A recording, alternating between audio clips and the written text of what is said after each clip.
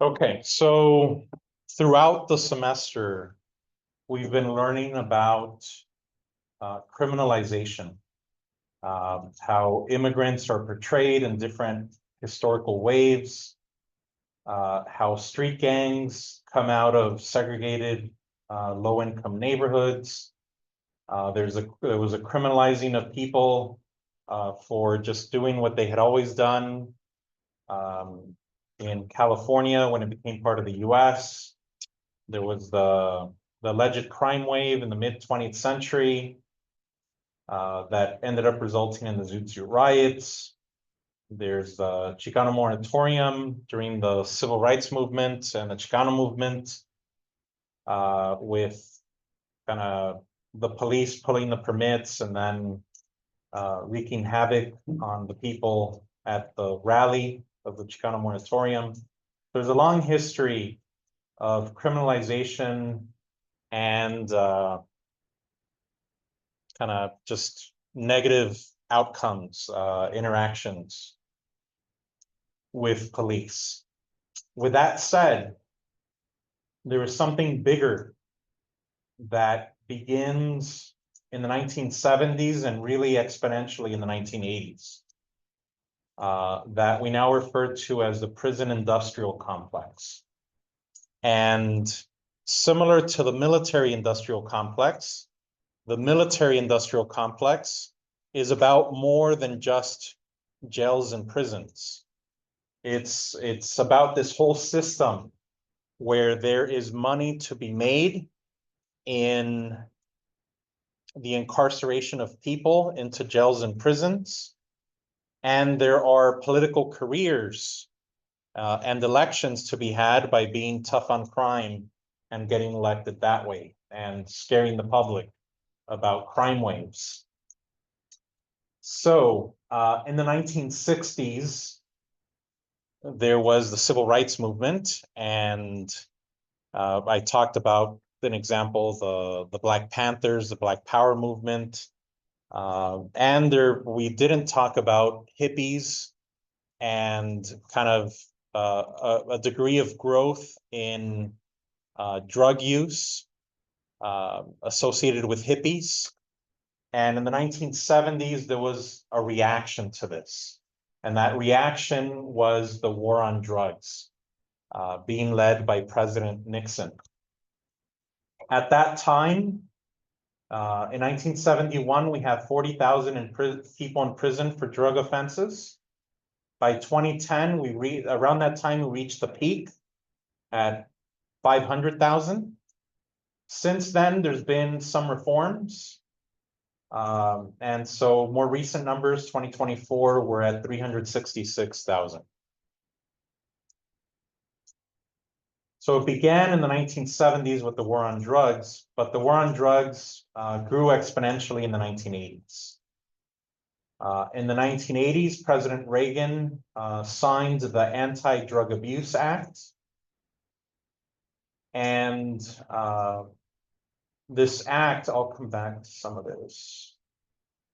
This act and similar laws affected targeted young people, poor people, and racial minorities the most. And the war on drugs also led to a big increase in women being put in prison and jail, since drug offenses are often nonviolent offenses. And so it led to a big growth of women in prison. 400% increase during the mid-80s to 2010, and double that for Black women.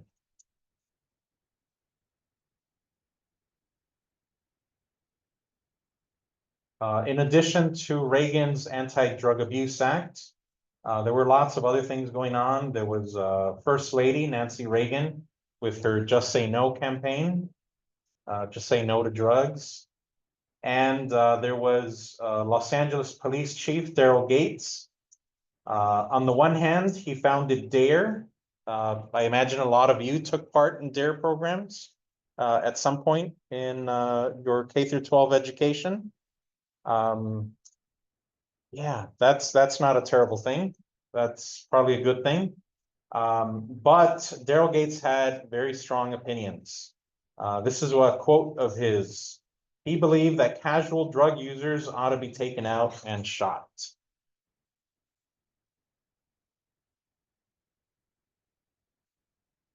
And again, we see kind of the incarceration rate per 100,000 people in the US, kind of going up and down, but relatively around here. And then we see in the mid to late 1970s, really, just this exponential growth where it just shoots up. And it reaches its peak in the early 2010s.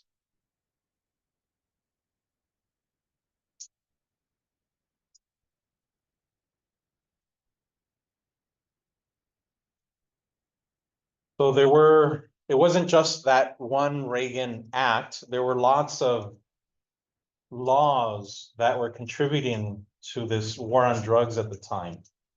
One example of the differences in laws and sentencing and so forth had to do with the difference of penalty that was applied for people who used crack cocaine, which is a diluted, more affordable version of cocaine that poor people are more likely to buy, versus powder cocaine, which tends to be higher quality, greater purity, and much more expensive. And so more upper middle class and wealthy people would buy.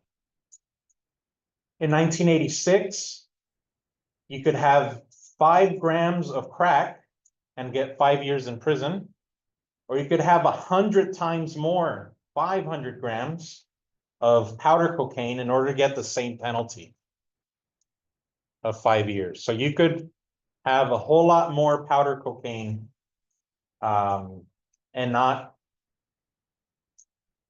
get the same penalties as someone caught with crack cocaine, which again, more likely to be lower income people. So it was 100 to 1 ratio.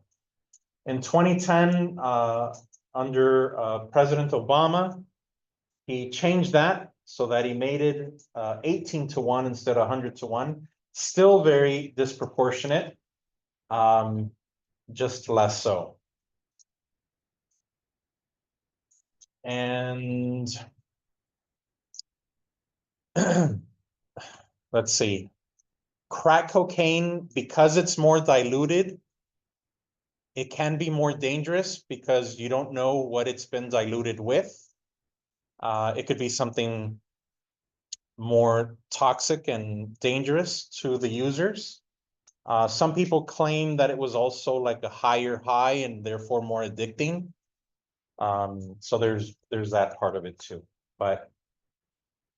And to give you a sense of the difference between these weights, 1 gram would be like the weight of a little paper clip, and 5 grams, like a nickel. And so the weight of a nickel, will get the weight of a nickel of crack would give you 5 years in prison.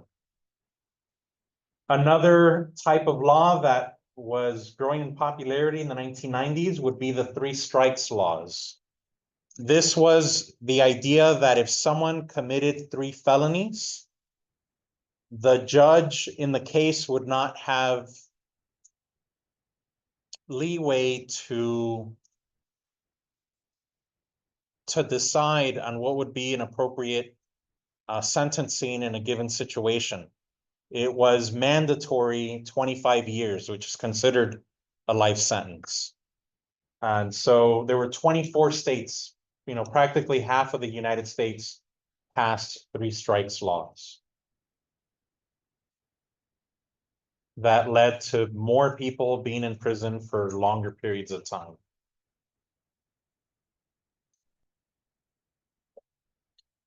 Let's see, here we're looking at how the rates of incarceration based on different types of crimes. And you can see drug use, sort of drug-related crimes, again, skyrocketing in the mid-80s. And then starting to peak. In this case, it seems to be peaking in the early 2000s.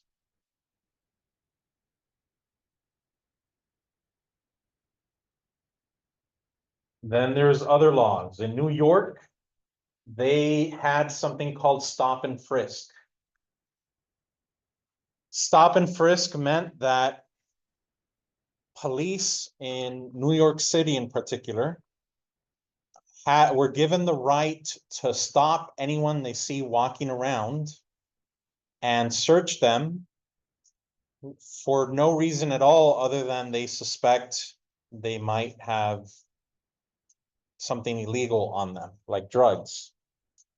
And so this led to disproportionate targeting of Black and Latino young people in that process.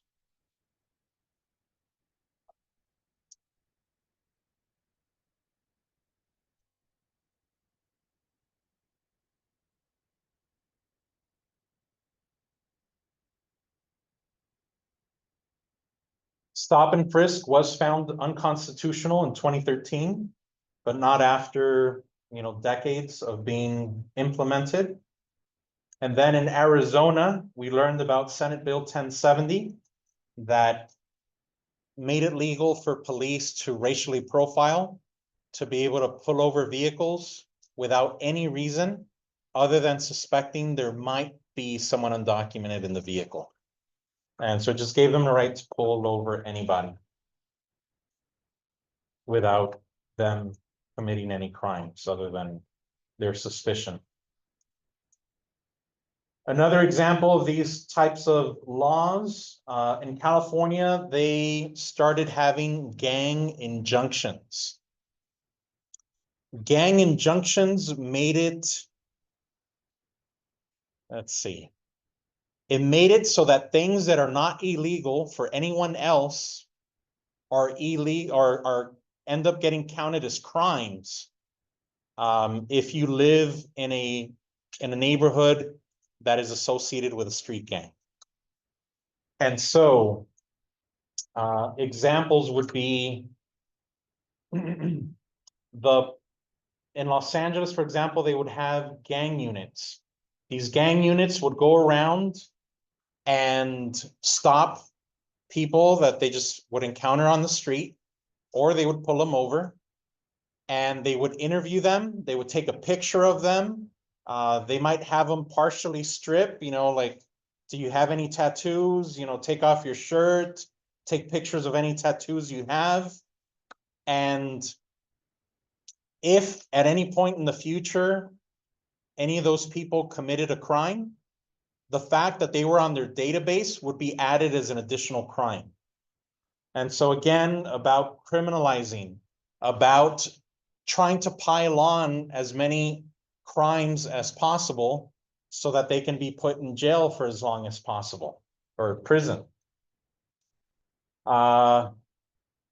This included things like hanging out with 2 or more people on a corner, on a street. It included, and what do they call it? They also started doing right now I can't remember what it's called, but basically if someone commits a crime, there's a penalty for that crime. But if they claim that you are a street gang member, then there's an additional boost to the sentencing on that crime. So the importance of labels, of calling someone a street gang member, ends up having real penalties for people. Now, it's easy for us to think, well, yeah, they're street gang members, maybe they should, or they shouldn't be involved in street gangs if they don't want to get caught up in that. But sort of being a member of a group doesn't mean that it's a street gang or that it's violent or anything like that. And B, being labeled a street gang member doesn't mean you're actually a member of a street gang. It just means that they passed a law that made it so that you can be defined as such. And so and this isn't a problem that has gone away. We're still seeing it today. So yeah, these people would get an additional, and I forget what they call it, but it's an additional penalty for being a street gang member and committing a crime. And then once someone is designated a street gang member, even if they've done their time, anyone who is stopped by the police kind of in proximity to that street gang member gets caught up in the system as well. So it doesn't matter if it's did you look up the name? Gang enhancement, thank you. Gang enhancement, the term they use for adding on time to the sentence because you've been found to be a street gang member. Or, yeah. So then, like, let's say you live, so again, a lot of these things are not illegal for anyone in the entire United States. It's only for people who live in a neighborhood that has been designated as an area with a gang injunction. So that people who live in that area, even if you're not a street gang member, let's say a friend from school, your sibling, your relative, your parent, your whatever, was caught up in that system that says you're now a street gang member, that makes you a street gang member too, who can also get penalized by the gang injunction. It catches you up in the system. And so again, it's a criminalizing of the people who live in a neighborhood with laws that are not illegal for anyone else in the country other than the people who live in these neighborhoods that have gang injunctions. And too often, we do not talk about, or the people who advocate and the politicians who advocate for being tough on crime don't talk to us about what it's costing us. They'll complain about costs in other areas, but not when it comes to putting people in prison. And again, my apologies, I need to update these numbers, but I assure you the price has not gone down. It's only gone up. How much does it cost to have someone in prison or jail? Between 30 and 60,000 for each person. We're spending $63 billion a year nationwide. And again, this was over 10 years ago. For juveniles in Wisconsin in 2010, it cost $76,000 per year. This means that it costs more to keep one person in jail than it does to pay for 3 UWEC students' tuition, room, and board for a year. And so every time we're tough on crime, we're not connecting the dots that we're putting our public money into one thing like prisons, and therefore not making it available for other things like education. Now, there have been efforts to try to cut down on the expense. One of those efforts has been privatization. Privatization is when private companies either build a new prison or they take over a prison and they tell county governments, state governments, city governments that they can do a better job of running the prisons with the same amount of money or less. And so obviously that leads, to cutting corners everywhere they can. And, the people living there and the people working there paying the price. But this also connects very seamlessly into the prison industrial complex, because then there are big corporations who are in the business of running prisons, who lobby politicians to pass laws that are going to lead to more people being thrown in jail so that their prisons could have more people and they can make more money. And so you connect the whole circle of the prisons, the politicians, the businesses, all, there is a systemic interest in people being incarcerated. There's money to be made and there's political careers to be made. Another effort at trying to cut down on the expense is putting prisoners to work, prison labor.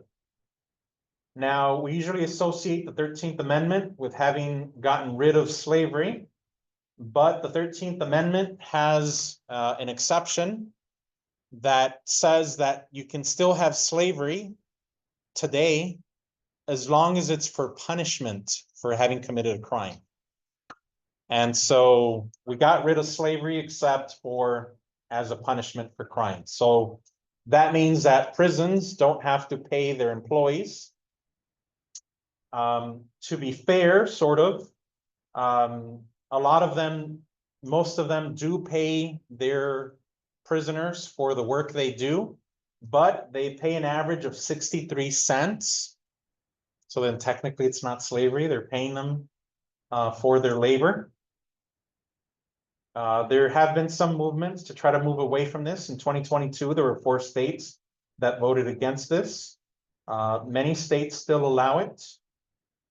And that also reminds me that the University of Wisconsin system buys their furniture from a prison labor, a company that gets their furniture made from prison labor.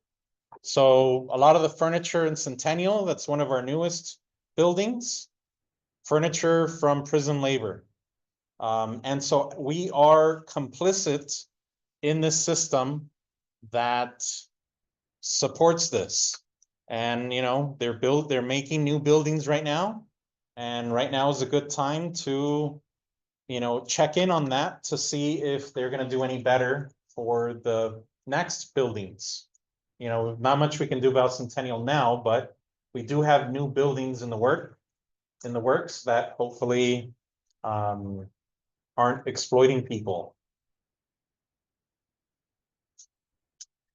This is a comic with regard to Senate Bill 1070 in Arizona. There were parts, and I'll talk more about this when I talk about immigration, but there were parts of Senate Bill 1070 that were struck down, but the parts that made it legal for police to racially profile people was upheld. And so this is still in place in Arizona and has been since 2010. Now, the United States incarcerates more people than any country in the world, any. And again, my apologies for the numbers, but in 20, you know, I need to update these, but the main message is still true. In 2010, we incarcerated 743 people for every 100,000 of the population. And I'll show you some slides later that talk about how that compares to others. The United States is 5% of the world's population, but the United States has 25% of the world's incarcerated. I think today we have about 2 million people in prison. Well, prison, jail, or jails. And I'll talk in a little bit about the difference between those. And so I find this interesting because we identify as a country associated with freedom and liberty. You know, I don't know, it's a very important part of our identity, but yet we're the country in the world with the largest number of people, both by number and percentage, who don't have their freedom, who are incarcerated. 1 in 32 people in the US are in prison, probation, or parole. And recidivism is when people get out of prison and then end up getting pulled back into prison. And so the recidivism rate in the US has been 50% within 3 years. So that means that while we have people in prison, we have this assumption that if we put people in prison, that's going to teach them a lesson not to break the law again. And instead, while we have them in prison, they don't learn, we don't teach them how to not end up back in prison again. So 50% end up, once they become part of the system, it's really hard for them to escape it. 50% of them end up back in prison within 3 years. There have been reforms done, especially during the 2010s, that have helped improve some of this. In Florida, they started making reentry centers. Part of what makes prisons expensive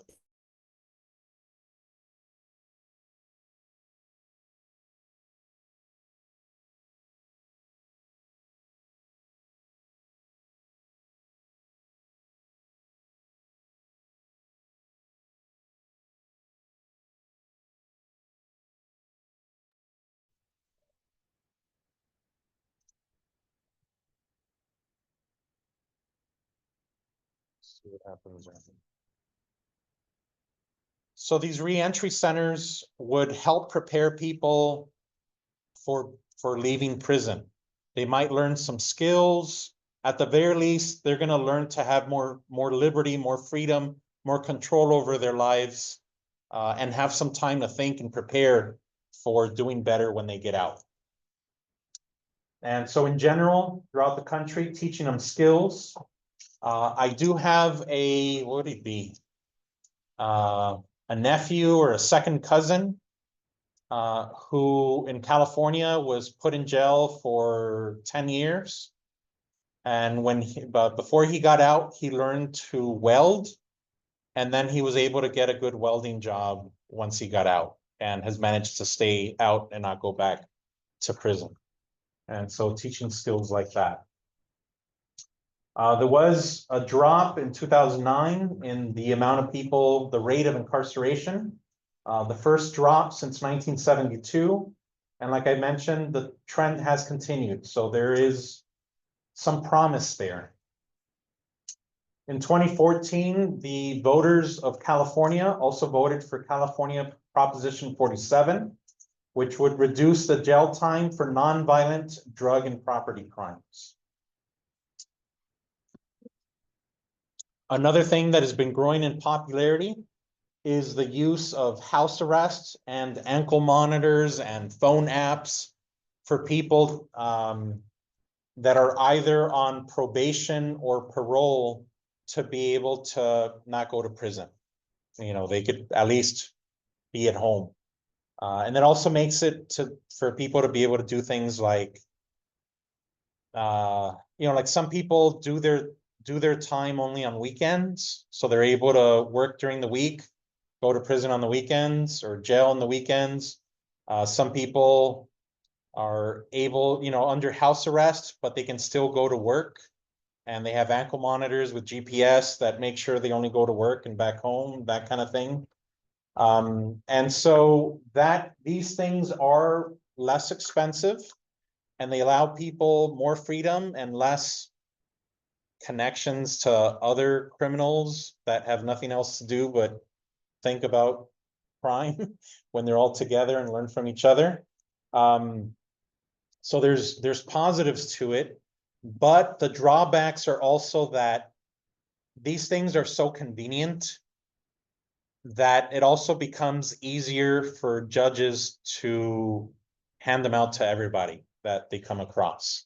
And not everyone, but a larger percentage of the people they come across. And so then that puts more people as part of the system who then end up either being incarcerated in the first place or going back to prison, for technicalities. And then there's also been a lot of issues with these things having, what do you call that? Like bugs, technical errors where they say that someone removed it or tampered with it when they didn't, or things like that, where, because of those things, people end up getting put in prison or thrown back in prison, because of the bugs of this technology. Here we're looking at comparing different countries in the world. Again, the United States way beyond anyone else. Russia, Ukraine, way higher than other countries in the world. Even if we include, I wanted to make sure to include the countries we think of as the worst. This was numbers from Wikipedia, where it showed the US at 655. We have more people without their freedom than Cuba, Russia, Iran, Venezuela, Mexico, or China. And so I didn't limit it to just kind of first world countries that are comparable to the US. You include the worst countries in the world, and we still have a higher incarceration rate than they do.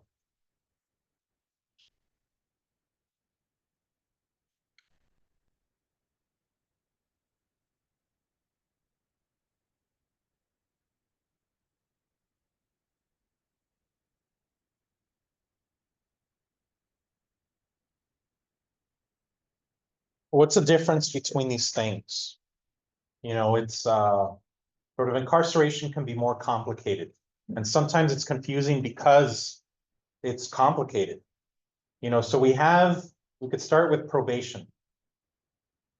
People on probation is when someone commits a crime, and maybe it's their first offense, maybe it's a misdemeanor, not a felony, not as serious. A judge might say, okay, we're not gonna put you in jail with a sentence, but we're warning you. If you get another DUI, if you're found, whatever conditions they want to put on you, they're saying, we might give you a ton of community service, 300 hours of community service or whatever. While you're on probation, they're letting you know you fulfill all these requirements and you're not going to have to go to jail. If you break any of these requirements, then you're going to get your whatever 6-month incarceration, for example. Then there's people on parole. People on parole is after people get out of jail or prison. And so then at that point, they're told, okay, you need to have an address, you need to get a job, you can't be associated with any street gang members or felons, former felons, etc. And so then that is after, and that's where, there's that 50% recidivism rate where people end up back in jail or prison. Jail is for people that are charged with a crime, and if they cannot afford bail, until their court date and all that, so there's actually more people in jail who have not been convicted of any crime than there are people who have been convicted of a crime. More people in jail that have not been convicted of a crime in the United States. And that's because there's a lot of people who cannot afford bail and therefore stay in jail until their court date. But then there are also people in jail that have been convicted, and in jail you have people either that are awaiting trial or that got short sentences. And I forget what, it might be like a county jail would have the people that have been sentenced, and I don't know, it might be like less than 6 months or maybe up to less than a year. And then we have people in prison. People in prison have been sentenced with a longer sentence. Prisons are owned by the state or by the federal government. Although, of course, they're also owned by private corporations that run them for the state or the federal government. So that's kind of the difference between those terms. And hopefully this hopefully